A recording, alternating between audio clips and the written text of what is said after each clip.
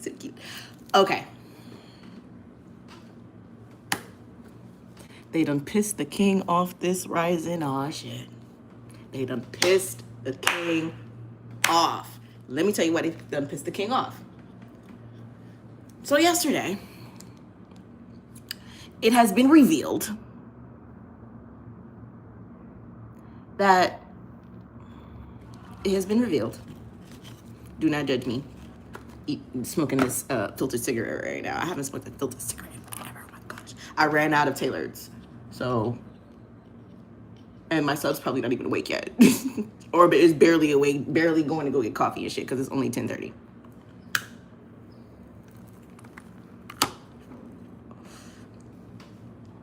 I made my tea because I said I know I'm gonna fucking need it.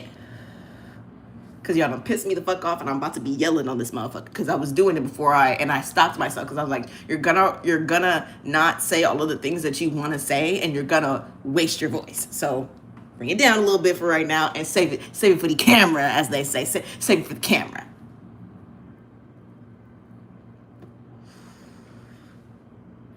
So, yeah, I hate these. I hate these so bad. It feels like you're smoking nothing to me. That filter feels like you're fucking smoking nothing. The only thing that the filter stops is the tobacco from going on your lips. But I'll take that. It's annoying, but I'll take that over feel like I'm smoking nothing. Because this is way bigger. This is way bigger than my cigarettes usually are. And I feel like I'm smoking fucking nothing. Matter of fact,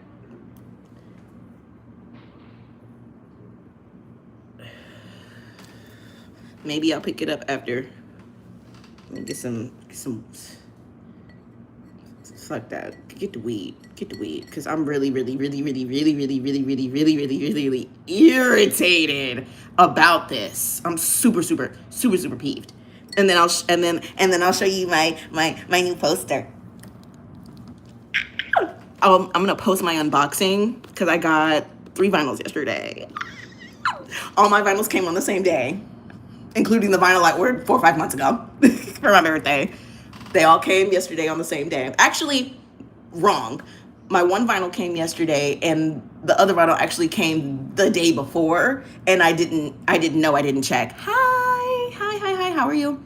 I didn't know. I didn't check. So I was up here cutting the rug and getting funky like a Mississippi donkey and sweating my motherfucking ass off, drinking the hen dog and doing all the things.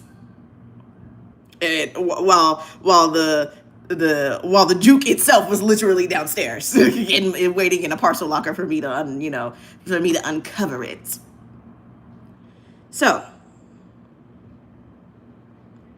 I'm gonna tell you, yesterday. Hi everybody. Hi. So yesterday, I guess, I don't know if this woman is supposed to be her manager, if she's somebody who does, I think she's her road manager, I'm not mistaken. She books appearances for her, blah, blah, blah, and I'm talking about Sweetie. She's not her road manager, but I'm talking about Sweetie. Diamante Harper. Hi everybody. So if you don't know who Sweetie is, Diamante Harper, Sweetie is her stage name. Diamante Harper is her real name. If you don't know who that is, she is a rapper. She's half black, half, I want to say Filipino or something like that. One of them. She's from the Bay Area. She makes, to me, people love to talk about her bars and say that she sucks. I personally, while I do not fuck with her, I don't fuck with Dia personally in any capacity. I think she is messy. I think she is dumb. I think so many things. I have several opinions about her. I don't fuck with her. But I don't fuck with this even more because I have already said this on my platform. Just because I don't like you doesn't mean I wish ill on you. Just because I don't like you doesn't mean I wish ill on you or I want bad things to happen to you. I want your business out on fucking Front Street. And I don't fuck with her because of, honestly, I don't fuck with her because I think she's dumb. I think she's dumb. I think she makes stupid decisions and does stupid things. I do. I don't fuck with her because I think she's dumb. I won't even make it about like, oh, she slept with Offset and blah, blah. Like that was the thing that kind of like made me like go and be like, and then right after Cardi's album came out, after Diamante went on this I don't know what radio show it was. It looked like it might have been like 97.5 or something like that. I don't know. She's talking about Pretty Punishment. Girl, shut the fuck up. That's not real. Pretty Punishment isn't real. You're just not getting opportunities because your heart's not in your fucking career. Her focus is more on being a pretty girl that makes coin. And there's nothing wrong with that. I love that. I think that is great. Just know where you stand, honey. Just know where your priorities lie. And that's my problem with her. You know, she's trying to make it seem like she's a victim of the industry when really that's not what it is. Your focus is elsewhere. And that's okay, but be fucking honest. And after she said that, I was like, bro, why didn't Cardi fucking drop that fucking mixtape? Why did she drop that fucking diss track? This would have been a perfect time to drop that diss track. And I still think this is a perfect time to drop the diss track because she deserves the diss. But after this, I don't really know if I feel that way because her road manager, something happened, and with, I guess, the guy she's dating now, he's actually just a client. But let me get there. Hold my hand. Let me get there. Let me walk you through it. So, from what the screenshots and all that, everybody, if you're gonna subscribe to me, everybody who's here, you need to be going to my channel and you need to be voting for me to be Playmate of the Year next year. Playmate of the Year 2026. So the king can be a centerfold, okay, honey? So the king can be a centerfold. You're gonna subscribe to me, then you need to be fucking voting, and I want fucking confirmation. Anyway, moving on. Hi everyone. So, nobody asked you, Trevor. You shut the fuck up. If you don't want to be here, you don't gotta be here, Trevor. Bye. You don't gotta be here, Trevor. Anyway.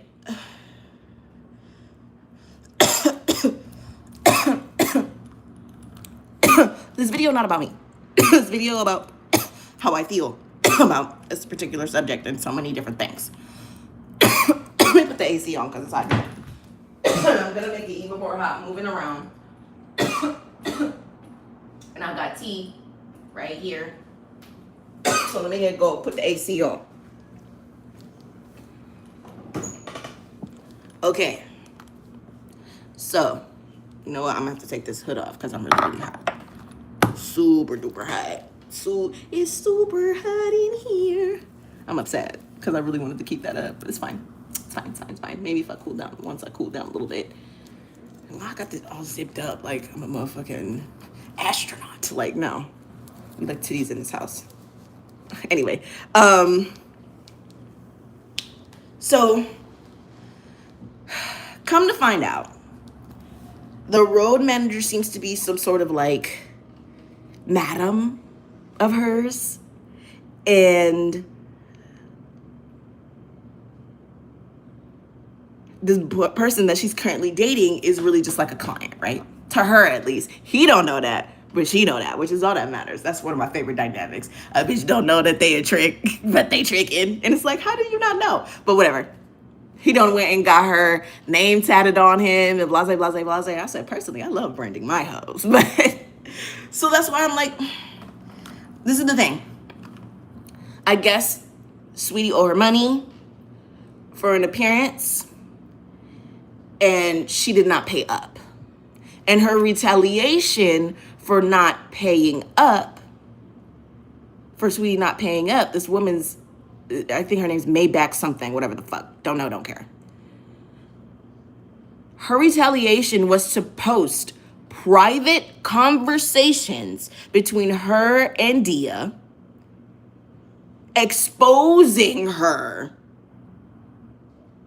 as a sex worker, talk about how she does coke, she's a home wrecker, she does witchcraft, which, bitch, everybody does witchcraft. That ain't no fucking tea, bitch. When you say a prayer, that's a spell. So that's not fucking tea. Lots of people do coke. That's not tea either. You think I'm surprised by people who absolutely have ease? It's by a pretty girl? Honey, let me tell you something. Drugs is one of the easiest things to get as a pretty girl. Drugs is one of the easiest things to get as a pretty girl. Because men love to give you drugs instead of money. You know, they love to, and also, you know, they love to give you drugs to get you loose and, you know, whatever. It's drugs and liquor, that ain't nothing to get from a man. So, I'm not surprised. That's not fucking tea. Her being a home wrecker, that's not fucking tea. Everyone knows that. Everyone knows whether she wants to lie about it or not. That shit don't matter. This woman really wasn't exposing shit. That was an intimidation tactic. That was an intimidation tool. Unfortunately, they are already doing illegal shit, so they can't handle this shit in a courtroom. So she has to resort to petty bullshit. Petty bullshit that's going to this is good. It's either good. This can either make her or break her. This can either make her or break her. Hopefully she knows the art of seduction and all that good stuff. So I'm sure she'll figure out a way to flip this in her favor. Hopefully. Because she didn't fucking deserve that. Like, as much as I don't care for her, as much as I don't like her, as much as I don't think that she is smart, as much as I don't think that she is deserving to be in whatever position she's in, she doesn't deserve to be fucking outed. That's nobody's business to be spreading, but the person themselves who is doing the work. No one deserves to be outed. No one deserves to be outed. That's not your business to tell, bitch. I don't give a fuck how much money somebody owed you. That's not your business to tell. I really, truly don't give a fuck how much money somebody owed you. I truly don't. I truly don't give a fuck. It doesn't matter how much money somebody fucking owed you. People's personal business, how they make their fucking money, is nothing for you to be airing out for other people to fucking know. You want to air out how you make your money? That's cool, but don't air out how other people make their money. Bitch, the fuck is wrong with you? The fuck is wrong with you? And I said yesterday, I sure am. I'm Delulu as fuck. And all my Delulu come true, baby. So I do not care. I don't know why people be trying to throw that word around like it's gonna hurt somebody's feelings. Baby, I know I'm delusional. I'm crazy. I'm delusional as fuck. As far as I'm concerned, honey, I've been married for like at least the last 2-3 years. Do you see a ring on my finger though? No. Doesn't matter. I've been this or that for the last I don't know how many years, and it doesn't matter if she owed her money. It doesn't matter. It's not her business to be airing out. Period. It's not. And yesterday I said, do not let this sweetie shit get y'all all in a tizzy and have y'all talking crazy ass backwards about sex work and sex workers. And what do I see when I go on social media today? Some man talking about y'all are focusing more on the fact his tattoo on his neck and not the fact that she's into sex trafficking. First of all, watch your fucking mouth. Because there's a difference between someone who is doing sex work and someone who is being trafficked. Okay, babe? Someone who is doing sex work is willing and happily doing it. They've chosen this. Someone who is being trafficked does not want to be here, is not consenting. No, money is not personal. Money won't ever be personal. That's your problem. That's your problem. Y'all attach money too much to yourselves. Money will not ever be personal. No, she made it personal by exposing her saying all these things that she does coke and that she's a home wrecker and that she hates her career and she made it fucking personal. She made it fucking personal. Just because somebody doesn't owe you money, somebody owes you money, that's just not personal. That's business. Money will always be business. Money is not personal, sweetheart. It's not. Money is business. The only time money is personal is if it's between like people in relationships, like family to family, lover to lover, friend to friend. That's the only time money is personal. People give it to you as a gift, a donation. That's when money is personal. But no, this is someone who is her road manager. Dia is supposed to be one of her clients. That's business, baby. That's not personal. She made it personal by posting, quote unquote, exposing all these personal details. She hates her career. She does coke. She does magic. Doing magic is extremely personal. Granted, yes, everybody does magic, but that you don't expose. You don't let that's another thing. You don't let other people go around. You don't let other people go around and I know that I didn't say that her not paying her was personal. You said that. You said money is personal. You said she made it personal by not paying. You said that. I didn't say that. Anyways, you don't go okay, fine, everybody does magic, but you don't go and expose that. You as a whole nother person don't do that. That it's one thing for me to say, yeah, I do magic. That's me. That's my business. I could do that. It's nobody else's business to be spreading. And yesterday I said this, and what do I see? I mean, here it goes. Here it fucking goes. Sweetie's not being trafficked. At least I hope not. Crossing fingers. At least I hope not. She's there, happily, willingly, doing her thing. She's not being trafficked. She's just a sex worker. That's different. There's a difference between being trafficked and being a sex worker. And that is where the problem lies. And that's why so many times, that's why the laws around sex work are so dangerous. The laws around sex trafficking, anti-sex trafficking is so dangerous. Because most of the time, honestly, I really think they honestly could give two ounces of a fuck about people who are being trafficked. I think they care more about, like, similar to drug dealers. They care more about the fact that women have autonomy over their bodies and are choosing a different career path that they know that they're going to make money off of. They know the women are making money doing this. It's the oldest profession in the motherfucking book. It's the oldest profession in the world. I think it's more about, misogyny than it is about actually giving a fuck about people who are trafficked. Because let me tell you who's really getting arrested on these sex trafficking things. Women. It's not the pimps. It's not the traffickers. It's women. It's women. It's women who have their own careers, doing their own thing. It's women getting put in the handcuffs. Getting put in jail. Getting charged. It's not the traffickers. It's not the people literally snatching people off the streets. It's not the people running sex trafficking rings.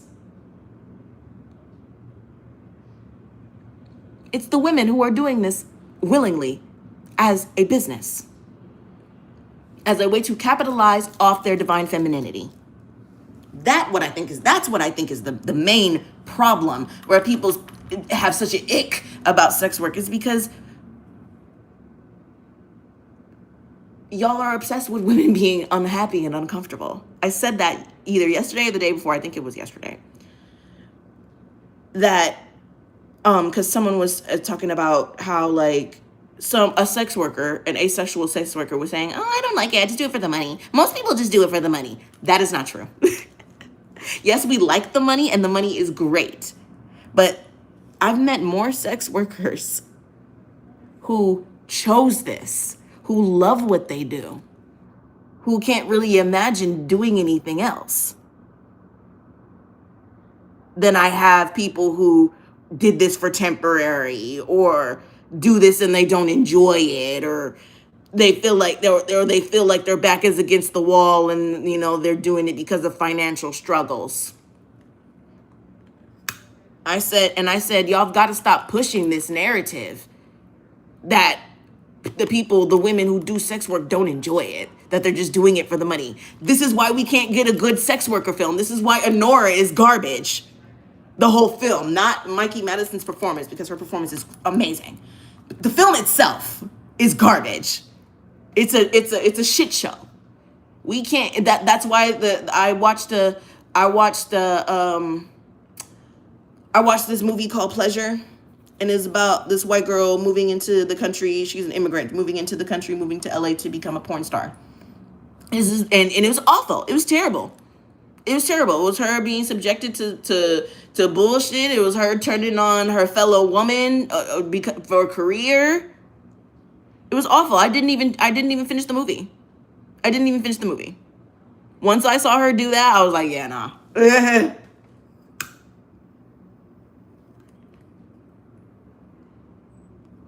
Exit stage left. Not finishing this.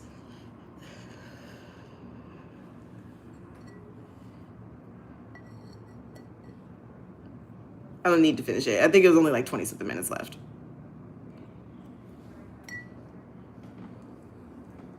That's why we can't get a good sex worker film, because y'all keep lying and screaming, "Oh, women only do this because they feel forced. They're only doing it because of financial struggles. They're only doing it because of me." Girl, I was 21 years old when I started and had a full-time fucking job, working overtime, matter of fact, so I can get extra on my paycheck. And I decided to go full-time when I was homeless, because I kept getting jobs, and I was like, bro, I don't like it here. I don't like it. I don't like it. I don't like it.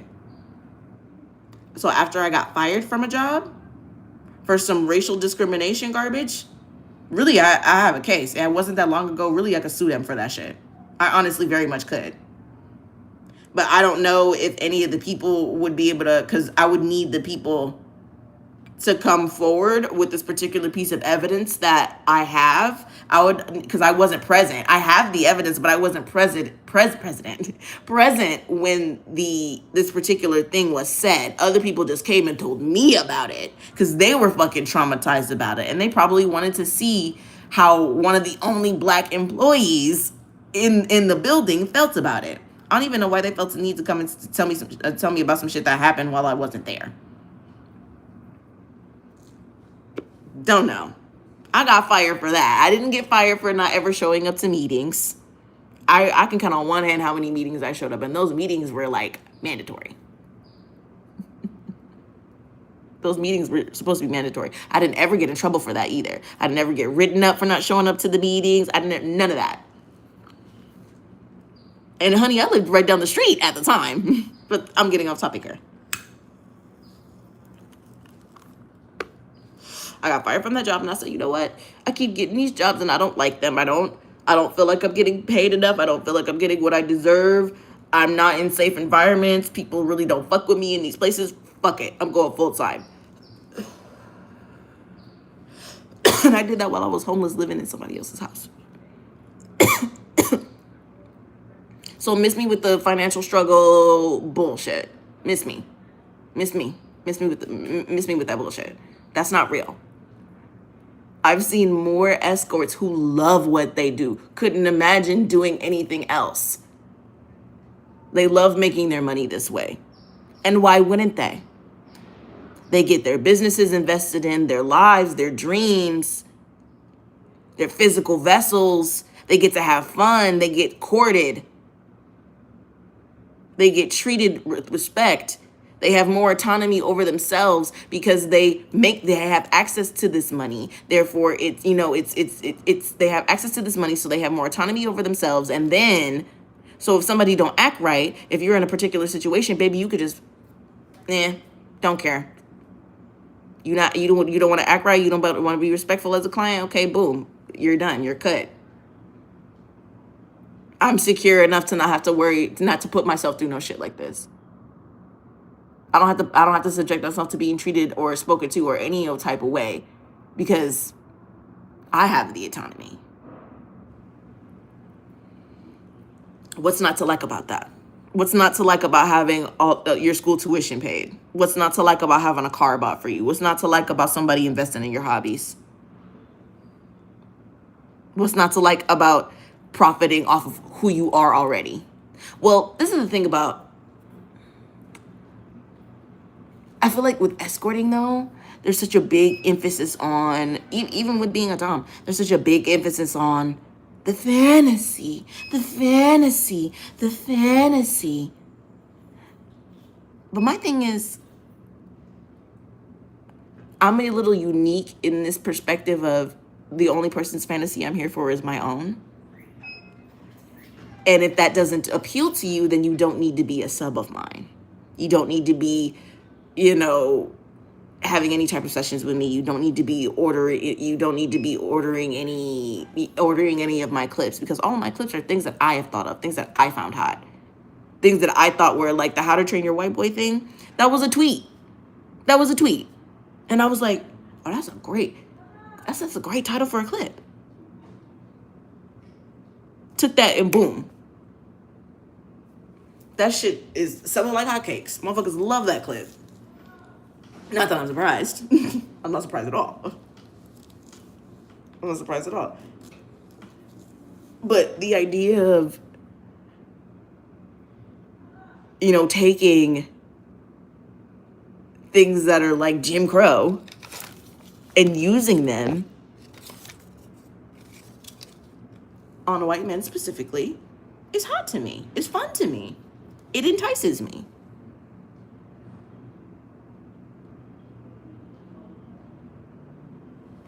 Wait, is it on the back? Did it flip? Yeah, I think it did. Oh, that's interesting. It has the stuff on the back. I haven't decided if I'm going to do Spirited Away this month. I miss Howl's Moving Castle, and I'm so sad. I'm so sad. I love Howl's Moving Castle. Oh, I love Howl's Moving Castle. And Whisper of the Heart. Whisper of the Heart is so beautiful. Oh, I need them to do Howl's Moving Castle in IMAX. I need them to do Howl's Moving Castle in IMAX so bad. And I don't think it was when they had because they do Ghibli Fest every year. I didn't know Ghibli Fest was for more than just 1 month, though. I've just found that out this year because Howl's Moving Castle, I believe, was last month, and Spirited Away is this month.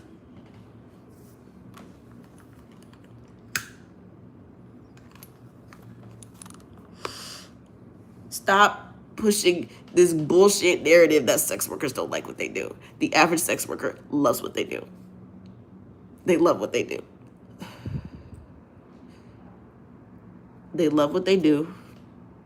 Granted, depending on what you do, it may be a lot. It may be, because I started not as an escort, but as a sugar baby, which that's still sex work.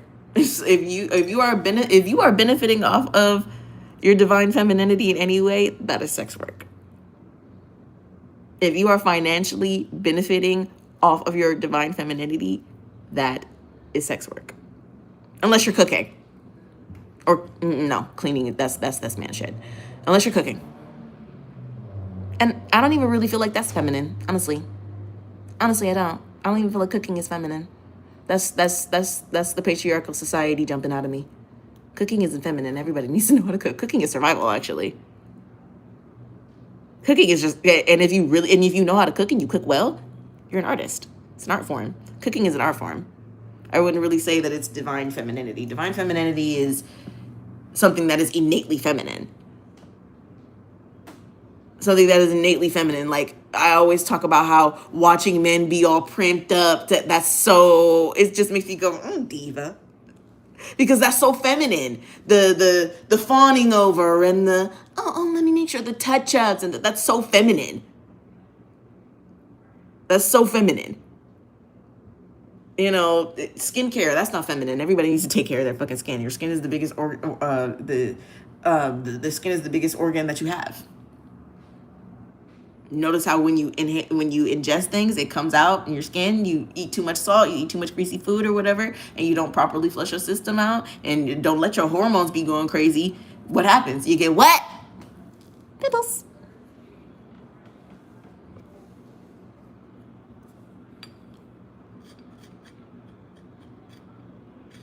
People who do so much meth, that shit is coming out of their pores.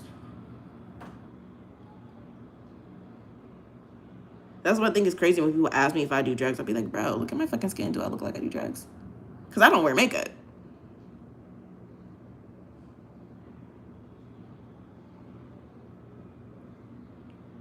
Does this glass skin look like I fucking do drugs?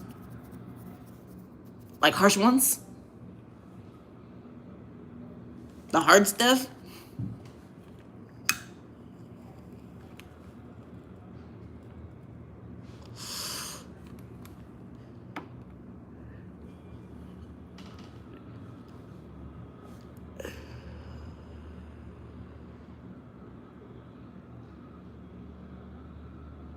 I don't even know. How do we get there? How do we get to the drug thing? Whatever. I'm trying to think of other things that are like feminine.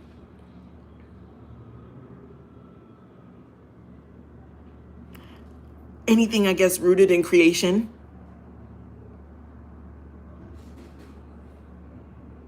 Being an artist. I guess because food is rooted in creation. You know, you create something. You take these ingredients and you create something. So I guess maybe, sure. But I guess you could argue food. Anything that's rooted in creating from scratch, from nothing, that's divine femininity. The flow of the body, that's divine femininity. Moving your hips, that's divine femininity. Dancing, which is basically what I'm getting to here. Dancing is extremely therapeutic. If you don't, apparently you should start your day dancing, which I like to. Most of the time I actually do because I love music. So usually one of the first things I do when I wake up in the rising is turn on some music. Have it playing while I'm doing my routine. Because, you know, I gotta do the things first. Yes, I wake up like this, but there is some stuff that has to be done in order to.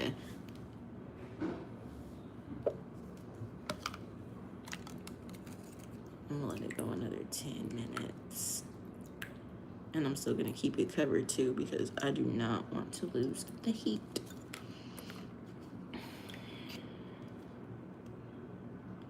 This narrative of sex work has to be stopped because it's not real.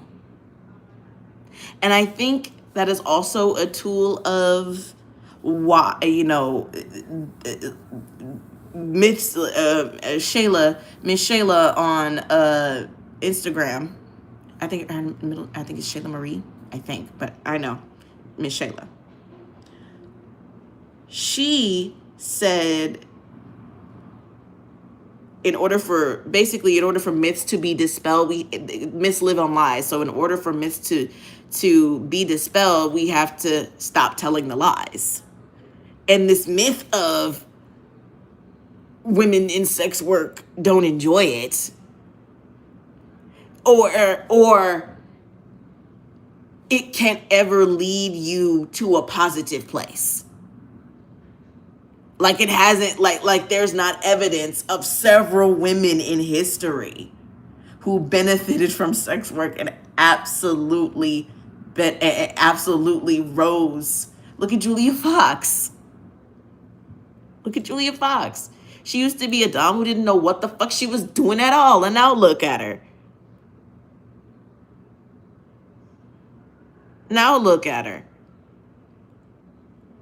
Marilyn Monroe serves as this cautionary tale.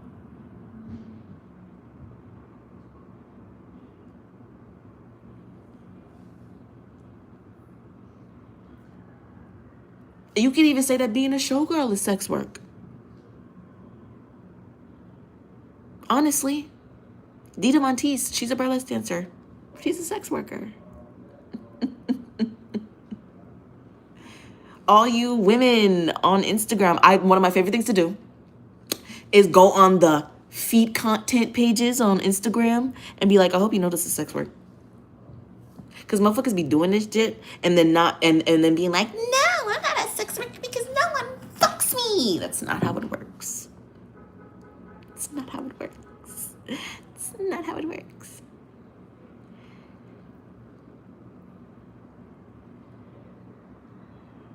And I think the whole thing of it is because the one initial person that was this person came and commented on my saying there are more sex workers who love what they do versus not.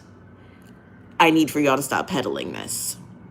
Some faceless account commented, and they were clearly very misogynistic because you could tell within the first sentence, because the first thing they did was insult women who are happily doing it.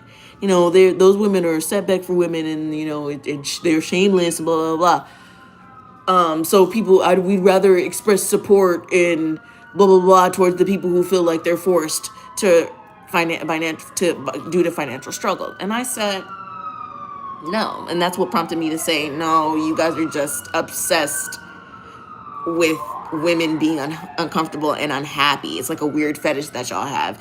It's like the human obsession with dissatisfaction times 1,000, because there's almost always a sexual element to it. It's almost always some sort of sexual element to the obsession of women being uncomfortable and unhappy. It's almost always. Almost always. You guys are just obsessed with that. You guys would rather put more focus on unhappiness and uncomfortability and not being where you want to be and struggle than you would on happiness and joy. And that's just like a human thing overall. That I don't know what it is with y'all that y'all do that shit. I think that is crazy to focus more on negativity. And I think Jay brought that up when he was talking to Cardi. I think he brought that up, is that it's so crazy how people choose to focus on negativity instead of what the positive things that people are seeing. Because they were talking about like people being really negative and saying negative things about you, blah blah blah blah blah. I think that because a lot of the times I noticed, me personally, a lot of the times when people say negative things, the negative things that they are saying has some sort of terrible root. It's not like to me, like the person saying, oh, the women that do it are shameless and are setbacks, blah, blah, blah.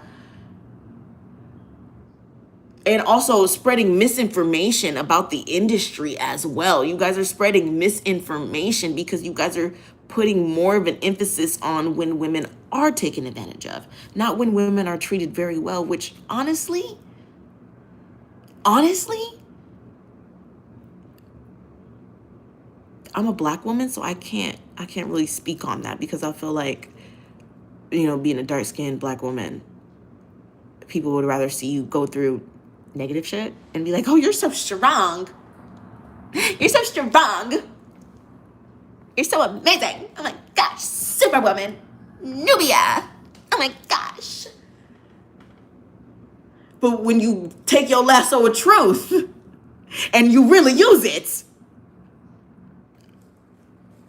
then they want to be mad at you. Then they want to tell you you're wrong. But I'm telling the truth. I've seen pattern after pattern, human pattern after pattern. And one of the most prevalent is that you guys are obsessed with being unhappy.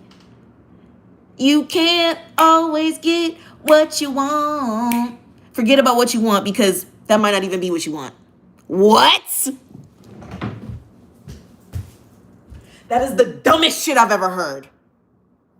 You really thought your life was going in one direction and it's not. Like, no, you knew your life was going here. You knew your life was going here, bitch. You just decided to ignore it. Ignore what was going on within you, or ignore what was going on outside of you. Whatever. I really do feel like motherfuckers be acting like they don't have no, you know what it is? People be trying to act like they have no control. No control over their own fates. That's what it is. That upsets me.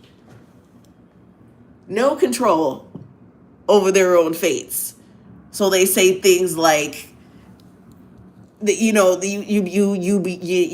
isn't fair. Life isn't fair. And it won't ever be if you keep saying that dumb shit. Bad things always happen to me. So you see what I'm saying? It goes back to what I was saying about the whole myth and lies thing. I feel like is very indicative of law of assumption. Because if you keep saying something, it's got to be true, right? It's got to be the truth. It's got to be the truth.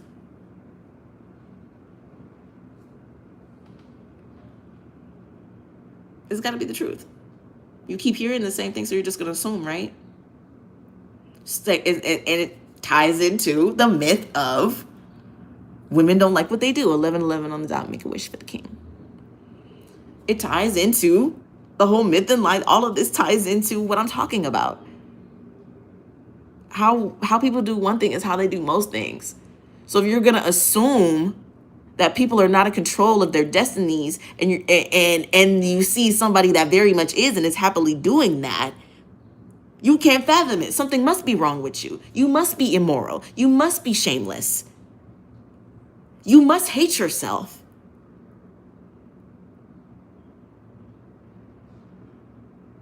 You must feel forced.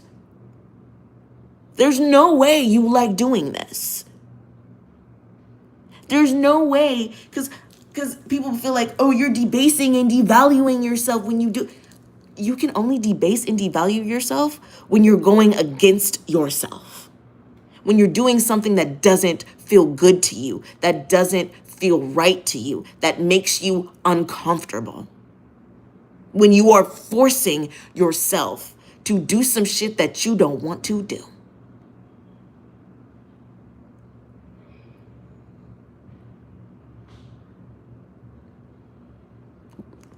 That's why I haven't sold cat.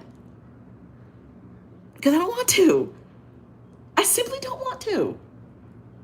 I simply don't want to. I'm willing to be an escort and sell my time. Or more so, I'm gifting you the time of I'm gifting you my time and my energy. So I would be like to gift it some money and some gifts. Not selling. No. That's so crass. Ugh. Who sells? Ugh. Selling. Ugh. No, I'm gifting, sweetheart. I'm gifting. I'm honoring. I'm providing you with a privilege, not a service. Spending time with me is a privilege. Speaking to me is a privilege. Treat it as such.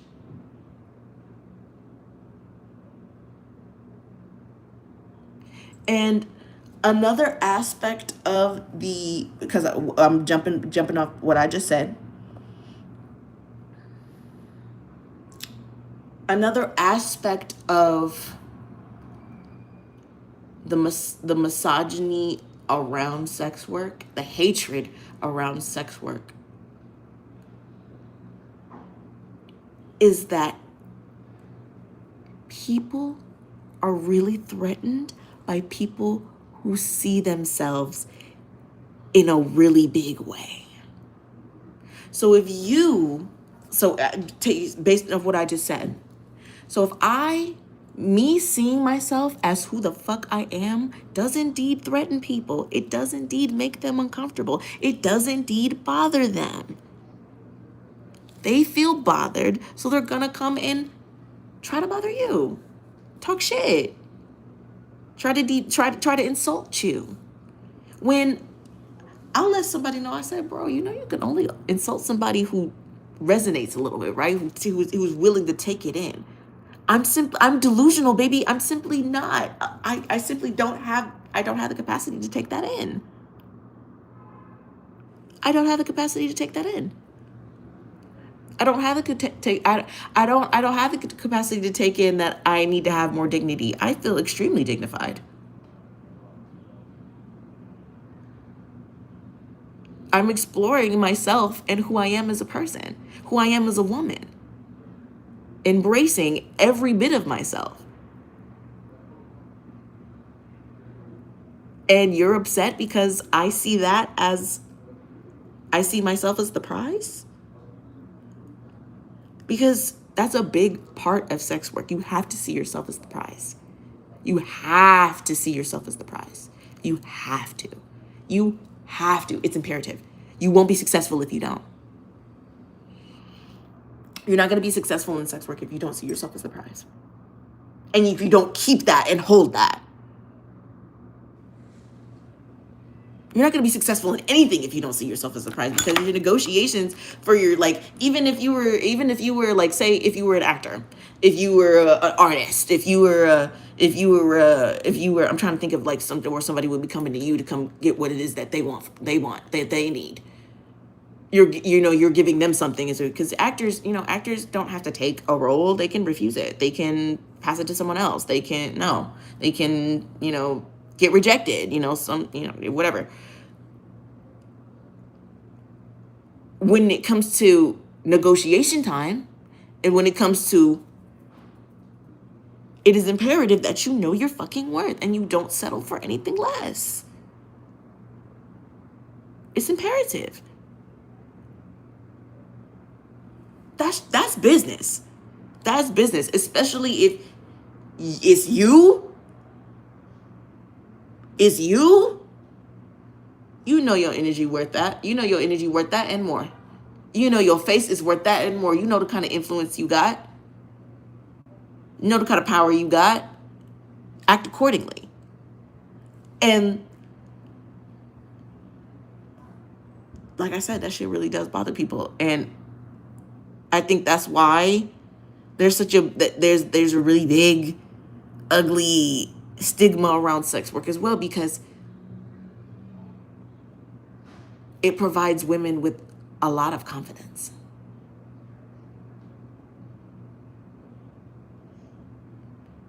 It does. If the women will allow it to, and if they're, if you're, like I said, holding the fact that you were the prize, and like you can't not feel confident having people respond positively to your work. There's no way. There's no way you can't not feel confident. There's no way you cannot feel confident always taking pictures of yourself and wearing this and wearing that, and start embracing your body more and more until the point that you don't even, when whatever a little insecurity may even try to crop up, you don't even pay attention, because maybe you're sexy. You sexy.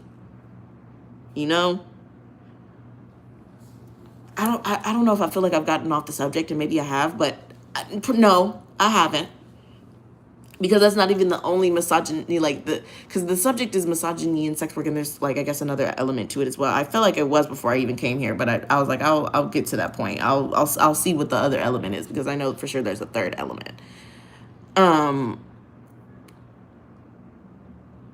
So much, and this is not me saying that I've not ever had shitty experiences. Of course. But I can honestly say that those are outlier situations. Honestly. And it's only a matter of time. It's only a matter of time before, you run into somebody who doesn't know how to act. You run into somebody who might be, who thinks they can be a little violent with you, who thinks they can intimidate you. It's only a matter of time, because c'est la vie. C'est la vie. When you're dealing with other people, engaging with other people,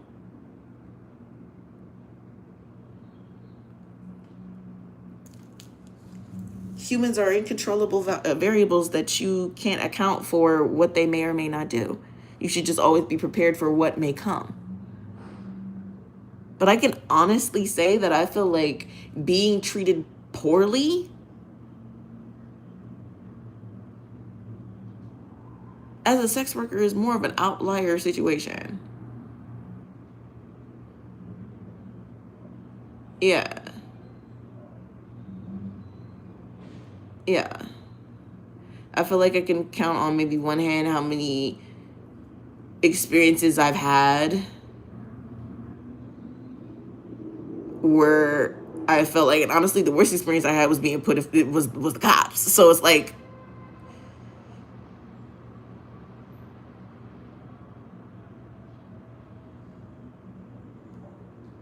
I don't know if that would be considered sexual harassment, or I don't know what that would be.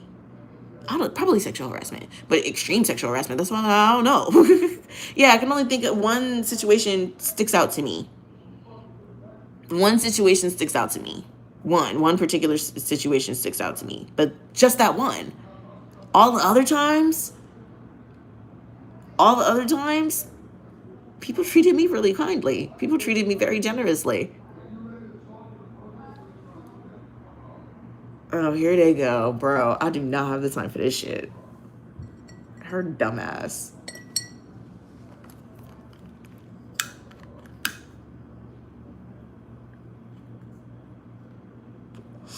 At a certain point, I just stopped having sympathy for people, bro. I might have empathy for you, but I don't. And you know what? I don't do sympathy. It's not my thing. Sympathy's not my thing. Sympathy's for fucking losers. Yeah, I can. Yeah, I can't really think of too many situations that I've been in as a sex worker, whether they knew I was a sex worker or not, where something happened to me, or I was extremely disrespected. Like, I can't really think of too many times, honestly.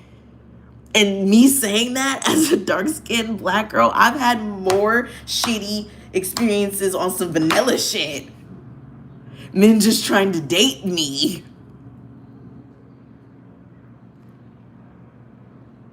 That's the other thing, too, the other myth. That's the other myth, too. That's the other myth. That's the other myth. That's the other myth. Nah, the motherfuckers who are acting bad. Not to say that people who go to see, because we have had serial killers look at Jack the Ripper. So, but again, and he's not the only person that's done that, committed that kind of crime. Usually, sex workers are the first women to be murdered because they're doing something illegal. People assume that, oh, these women don't have families, nobody's caring for them, nobody's gonna look for them if they go missing. That's a myth. That's a big myth. That's a big myth, honey. Even if a woman is standing on the fucking corner, that's a huge myth, babes. Huge myth. Trust me when I tell you, motherfuckers got families. And if they go missing, if something happens to them, and this is why decriminalization, not legalization, decriminalization is important. So that way when these situations do happen, somebody doesn't have to be scared to come forward, because a crime is a crime. To me, you making money off of if you're selling, if you're solicitation is not a bigger crime than violence. It's not. It's not. It's simply not.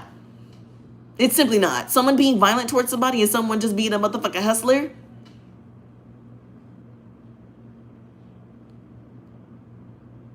As long as there's not like someone's not being trafficked, which to me is violence anyway. Even if a person is willingly being exploited, I don't think that shit should be allowed.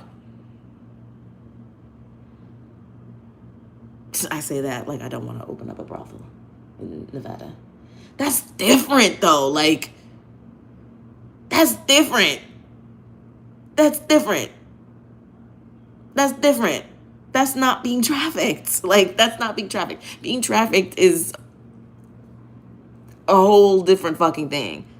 And the problem is that it's not seen as a whole different fucking thing. It's just, it's too big of an umbrella term. Sex work goes under all trafficking, and when that's not the case. In reality, that's not the case. Trafficking is, in all other words, slavery.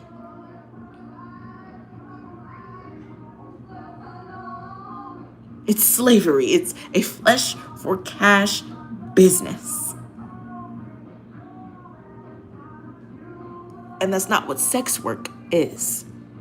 They're separate. But unfortunately, sex work get lumped with trafficking. And like I said, that's why you know who's getting arrested? The girls. The girlies are getting arrested, not the pimps. Nobody's trying to infiltrate the ring and catch the ring leaders.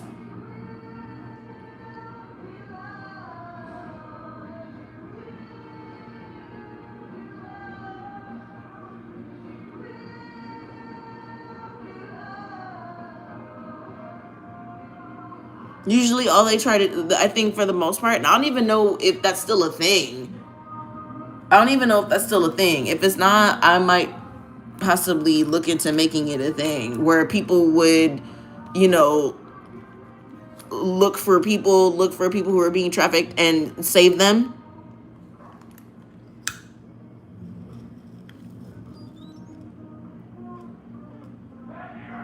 I wanna make you feel beautiful. I don't even know if that's a thing no more. Well, I guess if it's being done, I guess I shouldn't know about it. Because if you know about it, then too many people know about it, then, you know, something could happen. Blah, blah, blah. It's best to be under the radar with that kind of thing and do the work. And me personally, I wouldn't even give a fuck about the glory. I don't give a fuck about people knowing about that. No, I give a fuck about people being broken out of being sold.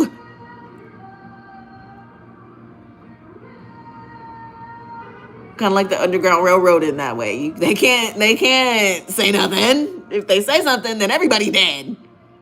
And then the whole system would have been fucked up. So if that kind of thing is happening, applause to whoever's doing it. Keep doing that fucking work. Whoever's doing that type of work, keep doing that fucking work. I don't give a fuck if I know about it or not. As long as it's being done and it's being done well, and those people go on to live happy, healthy, long-lasting lives, and they don't go back, or that, you know, they don't get caught again, or they, you know, whatever the fuck. Because, you know, people, you know, abuse comes with the, you know, a deep psychological aspect of it, and, you know, it fucks with the brain, and, you know, the brain gets used to that, and sometimes that's all the brain knows. And so in order to, because you have to re-regulate your nerves. It's just a lot that goes into trauma, honey. Trauma is a lot to have experienced trauma and have come and really rewired your system and changed your life after is really just quite a feat. And I hope everyone understands that they deserve applause. All the applause. They deserve all the awards. They deserve all of their dreams to be met, all of their desires, and they deserve all of their things. Because to have been able to do that is really, truly one of the biggest blessings that you could ever hope for. To have experienced any sort of trauma that affected you, that put you in all kinds of anything. And even if you did go through a time of darkness, and you were hiding from it, and you were beating it down or whatever, and if you're not doing that shit no more,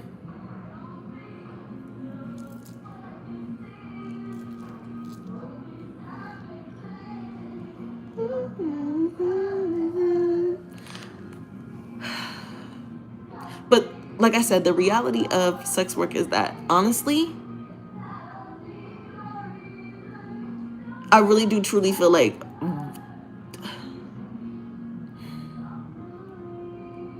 I've been treated more generously and kindly than I feel like it's mixed. I feel like it's balanced. And I mean, that's just how life goes, I guess, as a, a beautiful Black woman. That's just how it goes. I've said that. I've said that. I feel like it's either to the far right, where it's, you're being revered and worshipped and adored and everyone's so respectful and or it's nothing. It's nothing ever in the middle. That's the consensus of what it's like being a Black woman. But that's not the consensus of what it's like. I don't really feel like that's not the consensus of what it's like to be a sex worker, though.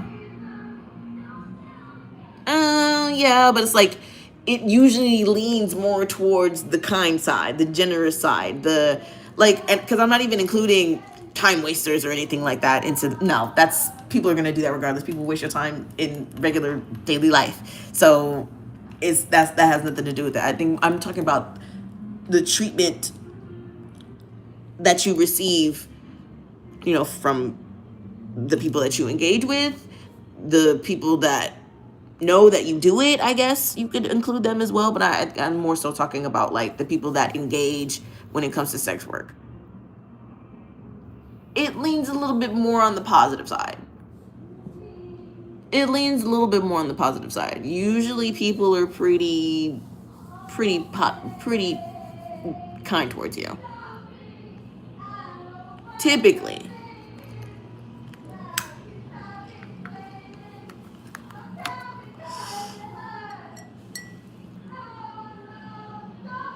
Online, not as much though.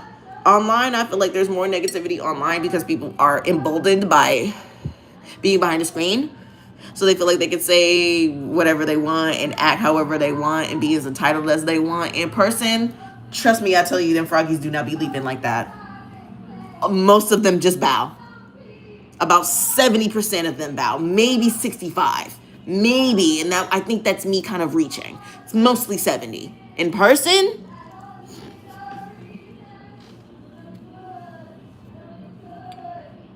it's not like that. And like I said, I've had more negative experiences with men on some vanilla shit. Honestly. I've had more, and no, and I don't know, maybe that guy thought I was, and that's why he thought it was okay to treat me like that. Because in person, when it's not, I think when it's not clear, because this is the thing about, like I said, sex work. People assume that you sell cat when you say sex work. So, and then people, I guess, treat you accordingly. But it's like, of course, that's misogyny in itself, because you shouldn't be treating any woman based on what you assume about her. You shouldn't be doing that, should you? That doesn't sound like something that people should be doing. Does it sound like something that people should be doing to you?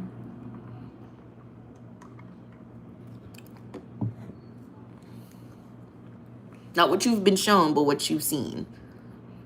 Like the theory that Big only treated Carrie the way he did because when he first met her, he thought she was a sex worker because she had condoms in her purse and she was wearing a cute little tight little little black outfit kind of thing and whatever. It was early. I think she was indeed doing a walk of shame.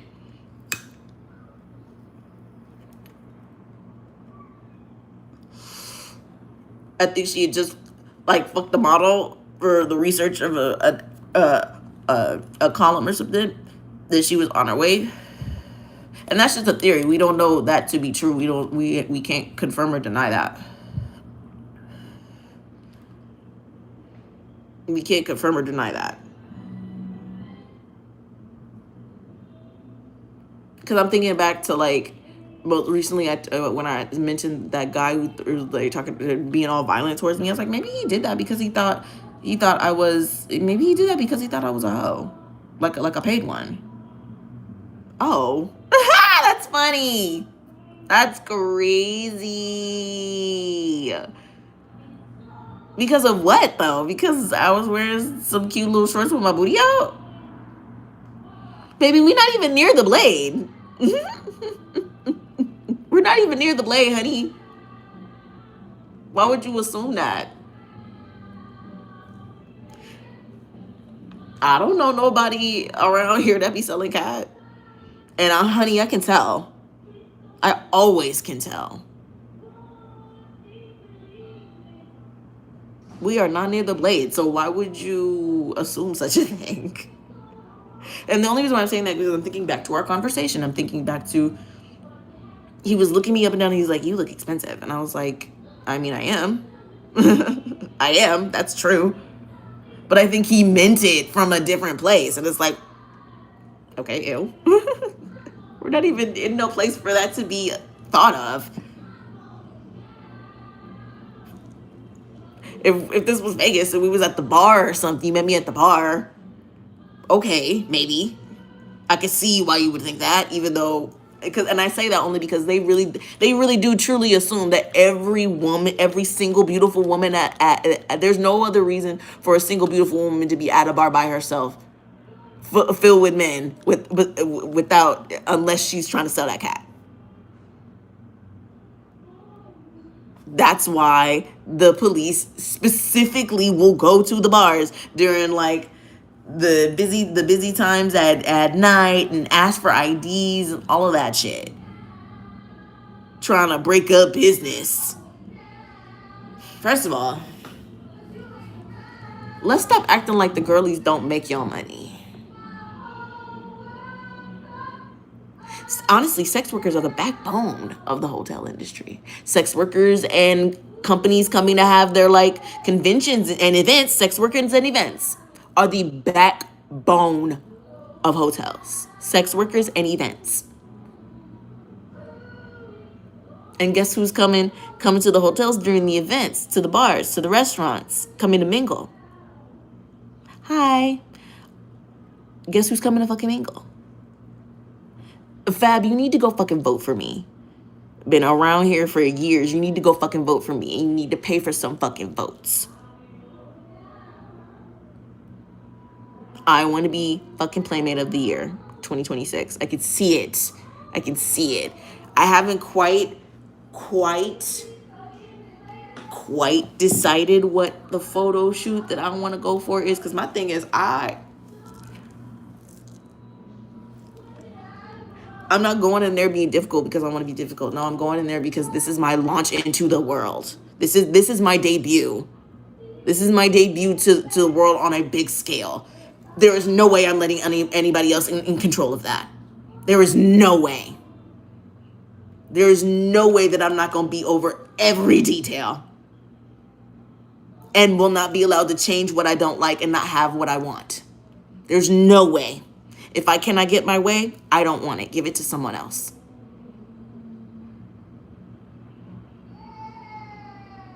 And I'm so very serious. This is my fucking debut. I am not playing. This is the first time anybody is going to see the king on a global scale. At least a national scale. Because I don't know if Playboy is sold internationally. Probably.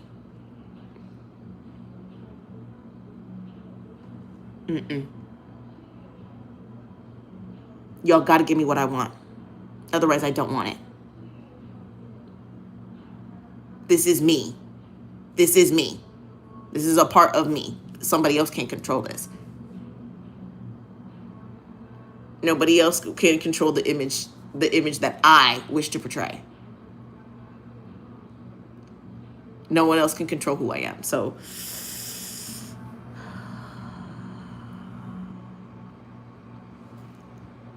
I hope they don't think I'm difficult. I hope not. I hope not. I don't really give a fuck if they do, though. That's not my problem.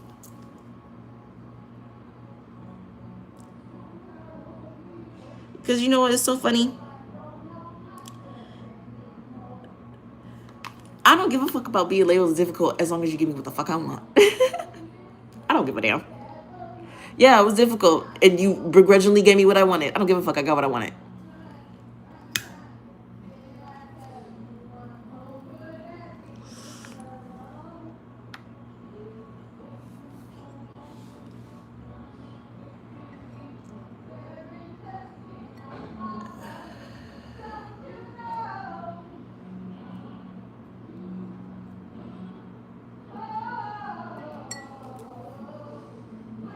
I want to be able to, because I think is you get an article too. Like if you get a whole article, they talk. It's journalism as well. That's the thing about Playboy. It's not just oh, I get to be in a magazine. Like no, there's journalism. I get to share who I am. I get to talk. I get to do one of my favorite things, talk about my fucking self and what I love and what I believe in and all of these things. It's not just oh, I get to be sexy and I know I want to go full nude. I do. I do. I had a couple aspects that I've already thought about. But I want to go full nude. Fuck yeah. And I'm bringing back the bush, bitch. Let's go. I'm bringing back the bush. Y'all gonna get this gentle pussy. I do not care. I don't give a fuck. No, y'all gonna get this. I'm got to give y'all. Y'all don't even know. You don't even know. No, this is important to me. I want the hair. I want everything. I want all of that shit. No, there will be hair. I'm doing it all. And I don't want nobody to be trying to be like, no, you need to wax and no waxing. That's not real. Like it is real if you want it, because I'm not saying I'm against waxing. I'm not against waxing. I'm not against smooth pussies. I love this smooth. I'm definitely smooth pussy gang. Because smooth pussies are fun. It feels fun. It feels great. You know, the touch of the skin. Because I'm into the touch of the skin. And we're not going to lie and say hair don't be in the way. It does. Hair absolutely does get in the way. It does. It gets in the way. But my motivation to wanting to have one is different than other people's motivation for wanting to have one. You know?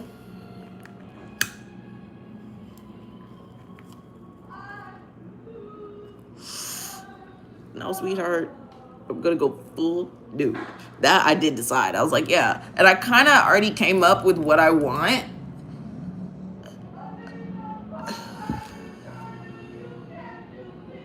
I kind of already came up with what I want.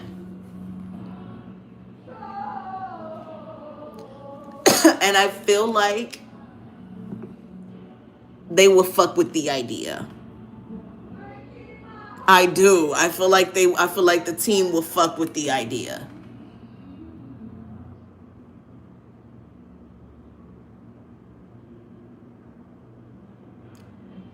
I might have to get like a manager or something before I win, because I do have it in me to advocate for myself and not settle and all of those things, but I feel like I would rather someone else deal with that so I can focus on being creative. But I may possibly have the capacity to handle it all for the first time. Possibly. Possibly.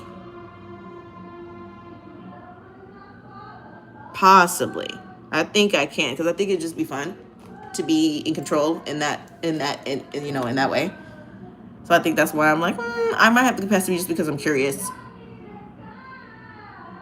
to be in that position. But realistically, honestly, it would be nice to have somebody else do that, so I could just focus on what am I wearing, and so I could just focus on what am I wearing, what do I want my hair to look like, and what do I want which shoes do I want to wear, and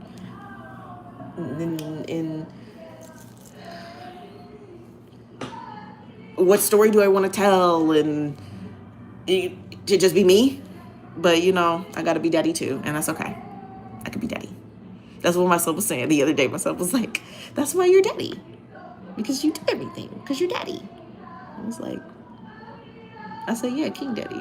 Yeah, King Daddy. I said, what the fuck you think kings would be a part of it? You can't be a king without being a daddy. Because kings take care of shit. Kings take care of shit. You gotta be a daddy a little bit to be a good king. To be a genuine good king who is just and treats your subjects with fairness and all that stuff, and everybody's happy in the kingdom. Everybody feel like they're taken care of. You gotta be daddy. Then they're like, yeah, King Daddy. I was like, they really don't get me. They get me. They get me. Oh my gosh. They really get me. I don't know what I was doing. I think I was like opening something, a jar or something for them. I don't remember. Yeah, it was something like that was a little bit more like something you would ask a man to do.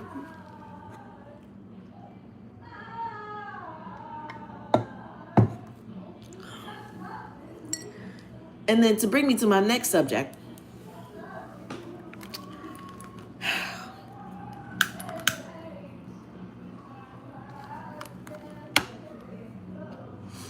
Also on the subject of misogyny.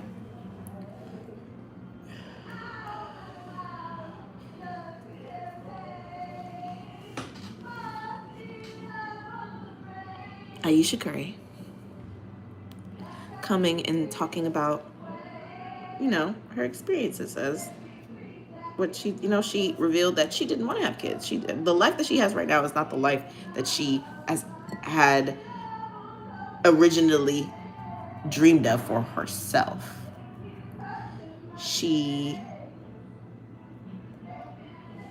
I could look it up if I really gave a fuck to. I don't. Her and Steph met in college. They were young. And related. So they got married young. And she said she had goals. She had aspirations. She had all of these things. And I don't know if I brought this up on the channel yet. I don't give a fuck. I'm gonna talk about it again.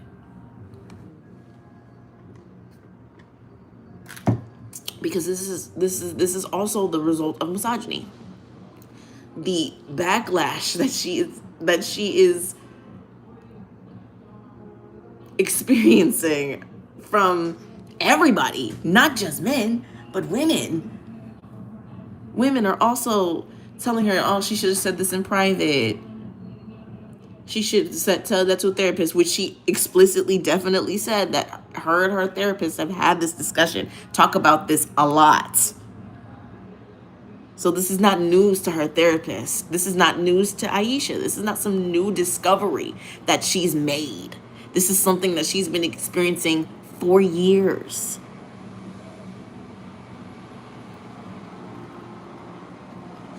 It's a discovery to y'all because she's sharing it. People do have lives outside of y'all, and sometimes they let you in a little bit. So first of all, be grateful that this woman came forward and was vulnerable to this world that is not kind to vulnerability. Y'all are just not kind to vulnerability in general. Y'all don't want nobody to be vulnerable. Y'all don't want men to be vulnerable because they look less like a man. Y'all don't want women to be vulnerable because then it at least not in the ways of like emotions. Not when we share our real feelings about the things we experience and the things we go through. Y'all, the vulnerability, a whole nother conversation. But y'all don't like people sharing their emotions. That's another human thing. That's so weird. Who told y'all that was weird? Who told y'all that wasn't gangsta? Who told y'all that wasn't cool? Who came up with that myth? That's such a myth. Being honest about how you feel, what you've experienced is one of the most bravest things you could do, because people are extremely judgmental and you don't ever know how something is going to be received. But it's about telling your truth. And once you say it and release it, then it has less power until it has no more. Until it's not even a thought in your brain, or maybe if it does crop up, you don't give it no play. That's healing. To share is to heal. Even if you just say that shit in an empty room. Honestly, because trust me, somebody hears you. An angel hears you. A spirit hears you.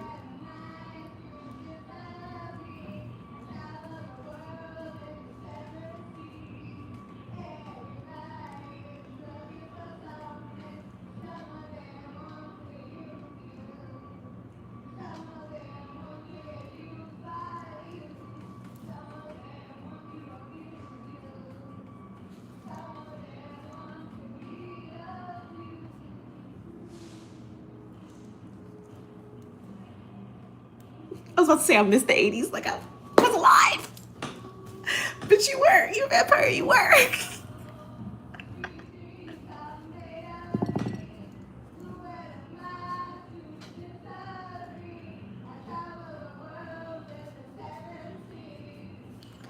No, man.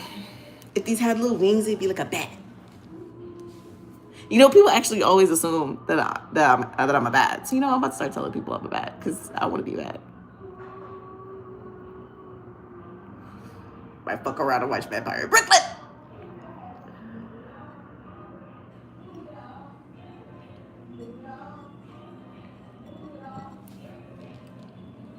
Might fuck around and watch Vampire in Brooklyn. But anyway, back to the subject at hand. She didn't want kids. She didn't want to be married. She didn't want none of that shit. She didn't want none of that shit that she got right now. She was thinking about that shit. She was thinking about her career, what she wanted to do. Whatever that may be. That doesn't matter. That's irrelevant. And she was just saying, again, with the, you don't really know what you want.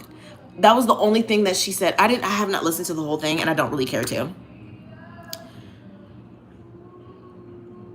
All I know is y'all are jumping on this woman for sharing. And people could share whatever the fuck they want to share. That's their business to do. That's the real reality.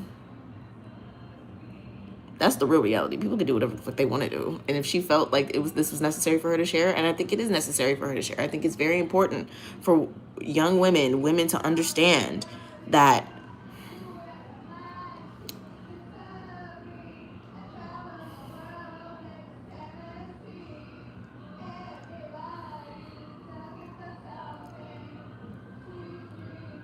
I'm trying to word this without sounding so like I'm against marriage or like I'm against, I don't know. I just feel like because women are not taught individualism the way men are, especially not when you're religious, especially not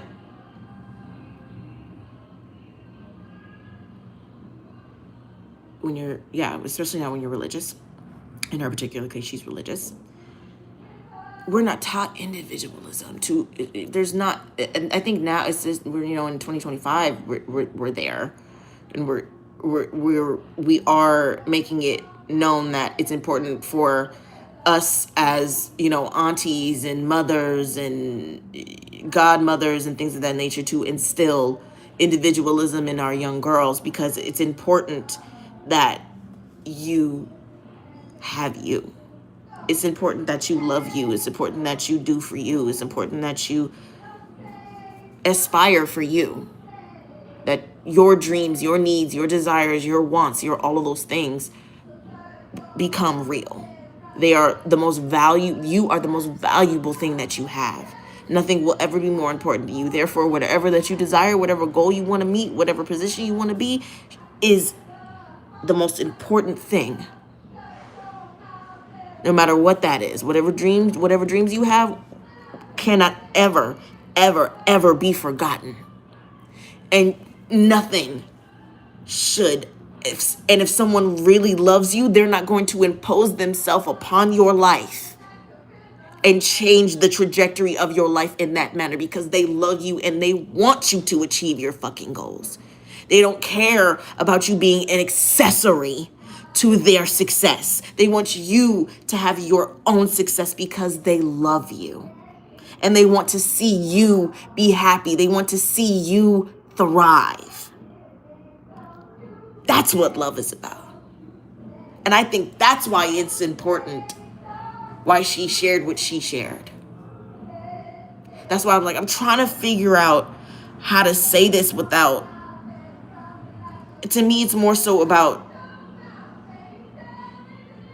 divine femininity and individualism, the importance of individualism in divine femininity, and that we achieve what we want in our lives, because if we don't, we will experience this. I'm glad she shared this, because now I know not to do that shit. Now I know not to let some man come into my life and make me feel like, oh shit, I don't got nothing that's mine. I'm grateful she shared that, because I'm younger than her. I'm not married. I've not ever had any children before. That's what I said. See, I'm Delulu. I'm not married. I'm married to myself. I think it's important that she shared what harm that can do. To be so young, getting married, and allowing yourself to be an accessory to somebody else. To dispel the myth.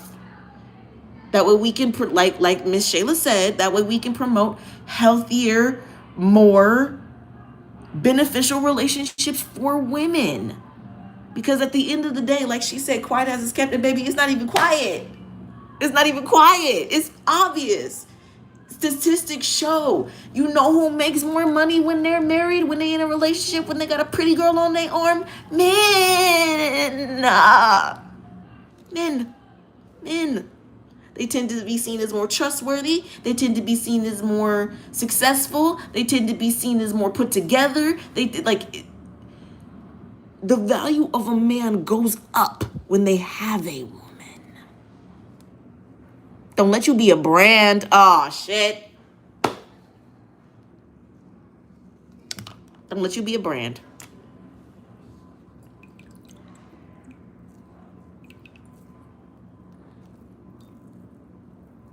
And the thing is, who you marry, who you date, who you are, these things are political. Especially when you're of color. It is very truly just that deep. It really is just that deep. How you do one thing is how you do most things. So if you are,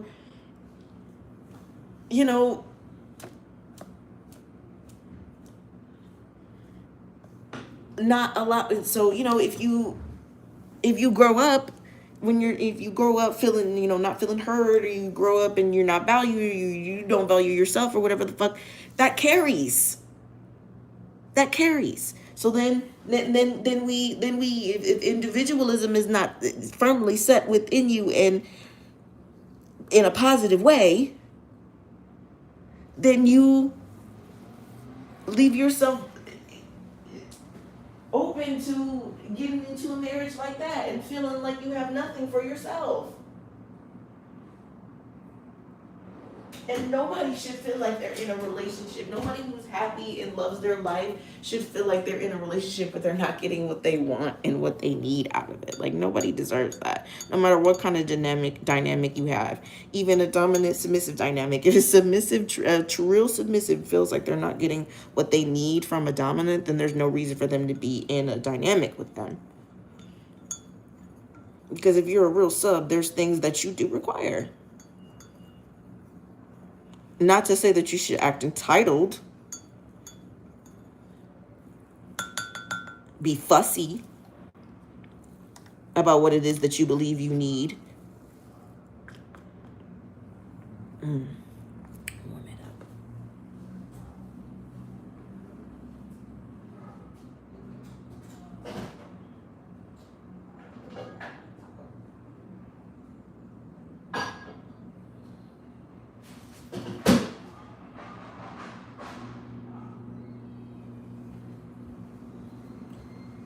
And you for sure should be married in no marriage where you feel like you have nothing for yourself. I would hate I would hate to marry someone and feel like, fuck, I have nothing. I have nothing. I have nothing. Nothing is mine.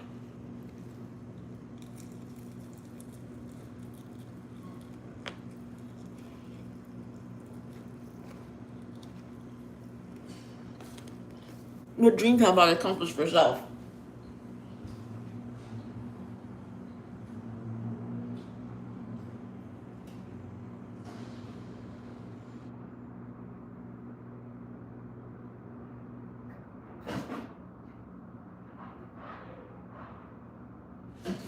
What have I done for me before I spiritually and legally binded myself to this person?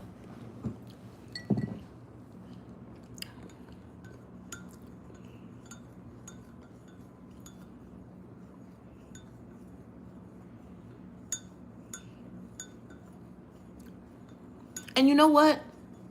I think it lies more in, let me tell you what it lies more in. Having kids. Having kids. Because just being somebody's wife, unless they're, saying like, oh, you have to, you can't work, you can't do this, you can't do that because you have to be there for me. Because like I think I've already mentioned that I don't really feel like marriage really changes much about the connection that you have with the person. It's children that is a life changer. It's children. Because you have to dedicate a lot of your time, a lot of your energy, a lot of who you are and what you do into raising a child.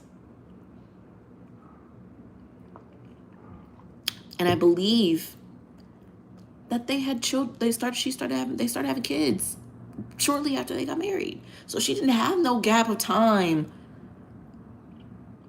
And I was thinking, it's important that I believe that every woman should experience what it feels like to live by herself, completely by herself, not even with roommates.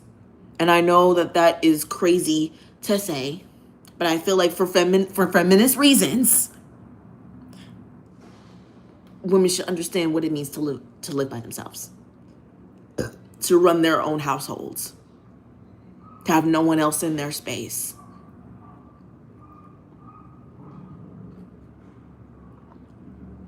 And I'm not saying you can't ever be free with other people around you. No, that's not what I'm saying. I'm not saying you can't have freedom when you still have roommates.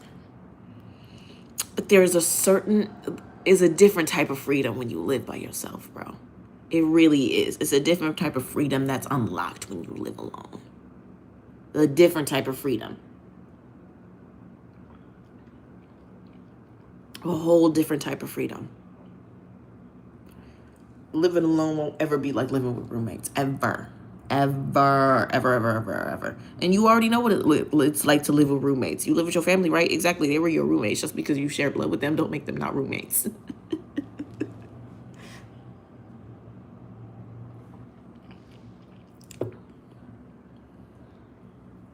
So I really do feel like everybody should experience that, but women specifically, for feministic reasons. That's not a word, but I don't give a fuck. For feministic reasons, women should experience what it means to be alone.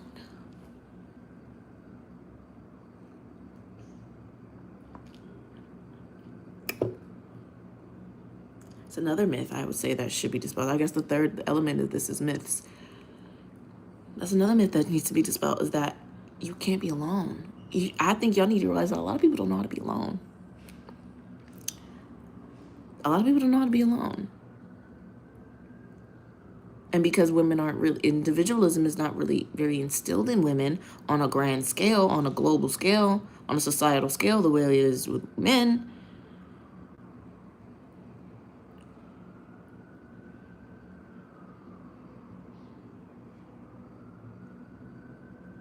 She probably didn't ever know what it was like to live alone. She may not have. I don't know. I don't know anything about her personal life. But they got married really young, and they got married in college. In college, you have roommates. And if they got married that young, it probably was straight to the dorm, straight to wherever she was living with him, if they even had their own house. Dennis only knows what that was like, and I don't know if they went to live with family. I don't know. I don't know any of their personal business. I don't care. All I know is that this woman married really young and didn't achieve no goals for herself and regretted it. That's all I know. And I think it is imperative that people share that regret. So another woman doesn't have to experience that. So a young girl knows that first achieve your dreams before anybody tries to come in. And it's fine. You can be in love and you can do all of that. And most certainly do not let yourself get pregnant before the time is right.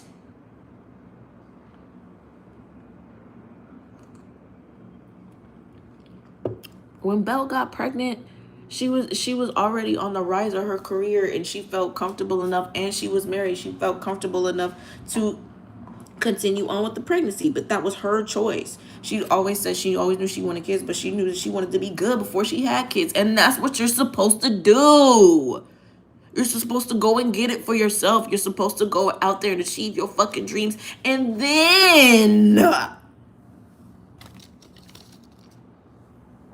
you can be married. As long as that person is not trying to encroach on your shit, you can be married.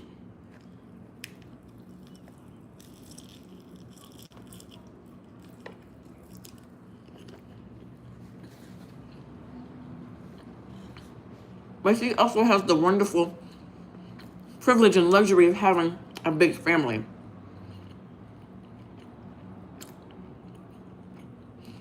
Who loves and supports her.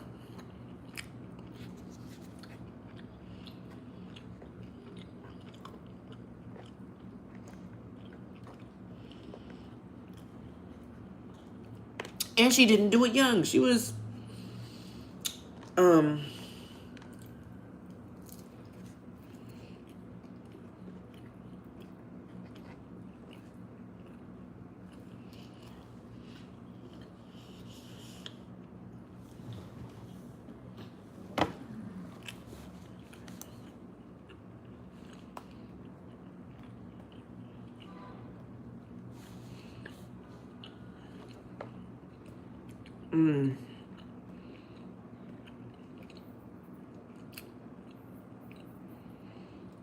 he's 32. She only 32.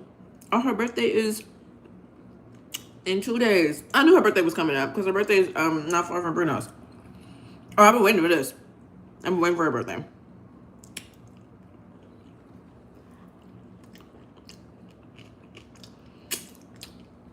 He's 32.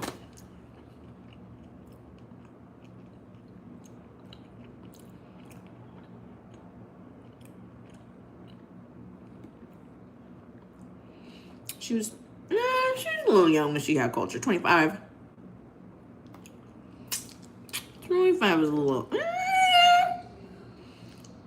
Your prefrontal, your lobe is developed. And it hasn't stopped her. It hasn't stopped her. So I guess you could say she's another example, but no, I think they got married younger than that. She's 36.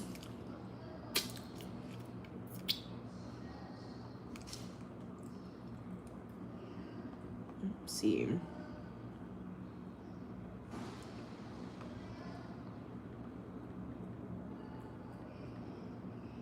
Spelling her name wrong.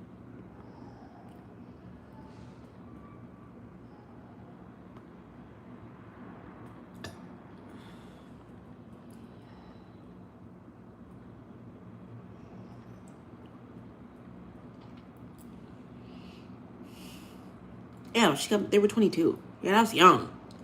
Her frontal lobe wasn't even fully developed yet. Oh, yeah, that's young.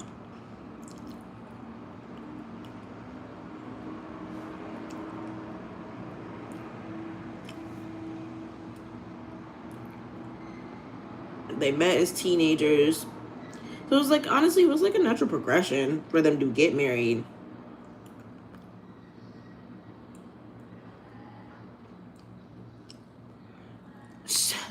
A month after? Oh, hell no. I don't know, ma'am.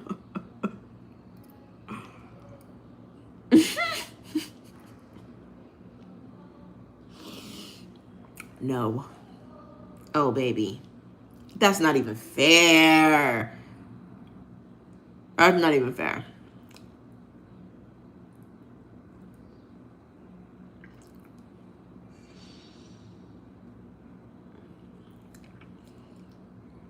That's not even fair, bro. That's not even fair at all.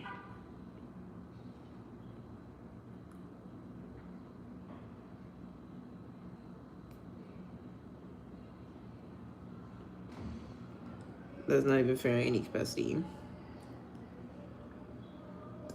I feel so sorry for her.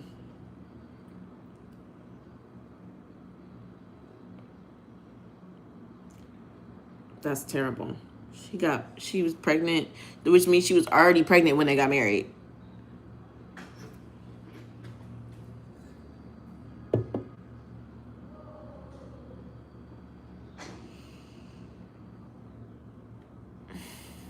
Or it just happened like that. Like she was married and then literally boom, next month she was pregnant. It can happen like that, depending on, because of your cycles and things like that. It can happen like that. She might not have been.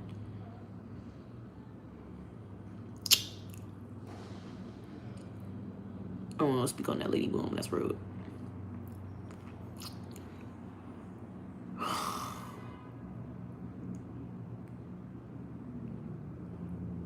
That's so sad.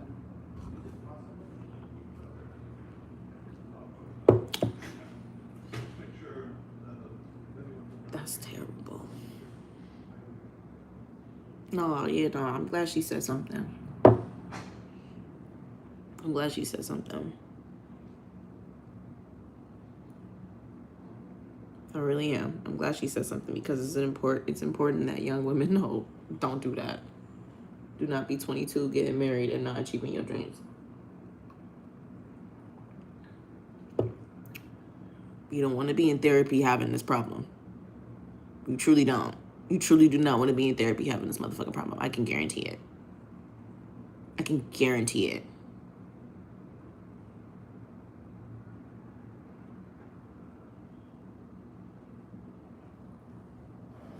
I've talked enough.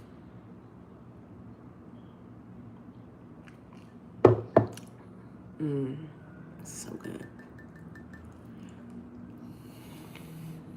I mean, I've talked enough and I need to eat some more because that taco was good.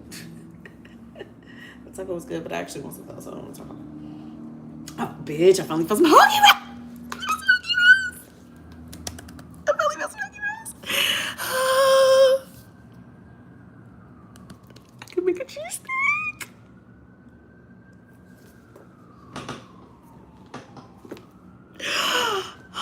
And this, what's crazy? Is this whole time, they was just right there. I had not ever gone into that section of the store. I had not ever gone into that section of the store. And something told me the other night when I was in the store, you know what? You always be curious about it. You think something over here. Go over there. See what's over there. See what's over here. Bitch. Hoagie rolls. And I thought, I was like, bro, I might have to go to a bakery. Like, what I gotta do? I just want to make a cheesesteak, man. I just want to make a cheesesteak, goddammit. I just want to be able to throw down in my own kitchen. What's a girl gotta do to get some hoagie rolls around this bitch? And they was there the whole time. I just had to explore the avenue. I don't even know. I was just like walking around the store. I was like, you always be curious about over here. What they got over here? Ooh, be nosy. Lo and behold, the hoagie roll's been there the whole time.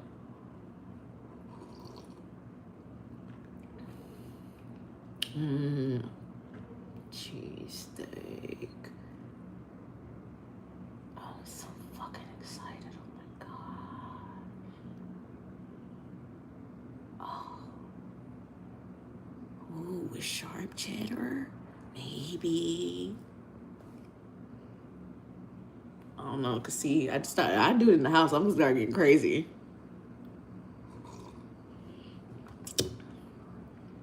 I don't know, because I feel like that might be too heavy to go with the steak, honestly. Chimichurrito. Possibly. Because I was originally thinking pesto, but I'm like, that would be good. Yeah, see? I need to cook a cheesesteak immediately. Immediately. As far as I'm concerned, that's what we have for Thanksgiving. Cheesesteaks. I don't really like turkey. I'm not really a turkey gal. I'm more of a, if I'm gonna eat a Boyd, I'm gonna eat a Boyd, I like Cornish game hens. Well, because they're so cute and tiny. I think it's just like it's like a little baby chicken. It's so cute.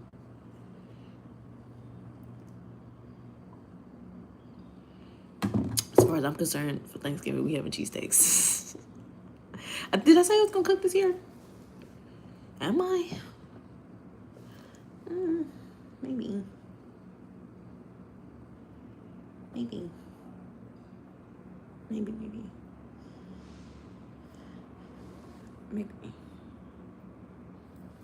Maybe. I don't know. I haven't decided. But yeah. Cheesesteak time. Ooh. I still have to go get all of the ingredients to do. I have cheese already, but I do want to get some provolone still because I love provolone. It's got to be provolone and then like some type of cheddar. That's how it works. Provolone, some type of cheddar, onions, and that's it. I don't need nothing else on my cheesesteak. Like all that, like pepper shit. That pepper shit is not it. Leave that shit. No, no fucking peppers. Stupid ass peppers. No damn peppers. Just give me the classic cheesesteak. Nothing more.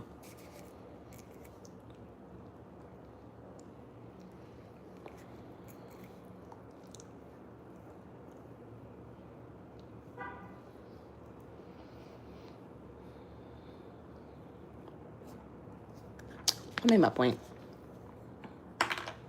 Y'all heard me.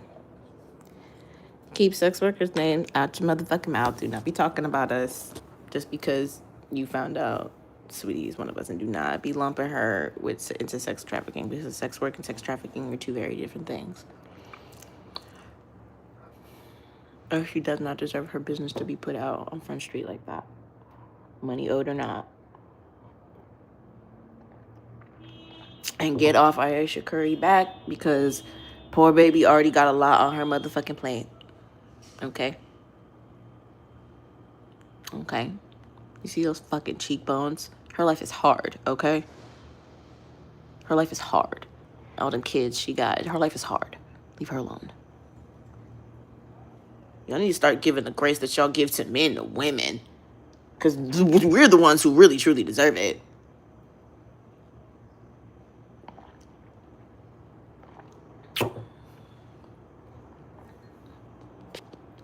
Everybody brush your teeth, wash your face.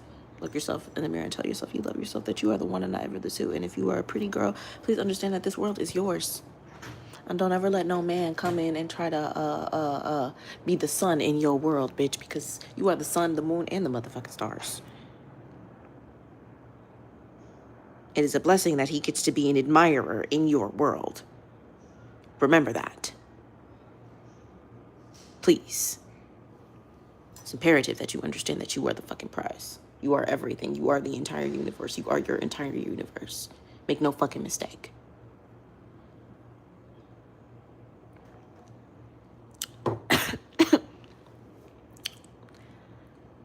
And with that being said, take good care of yourself. And it's Libra season, honey. Drink some red wine. Sing copious amounts of love songs. Dance real, get loosey with it in the house. Or something pretty.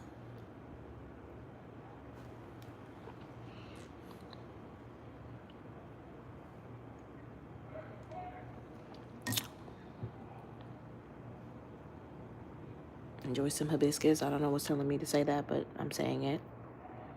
Eat one of your favorite meals, especially because the moon is in Taurus or was in Taurus. It was in Taurus yesterday. I don't know if it still is today. But eat one of your favorites. Something warm, comforting.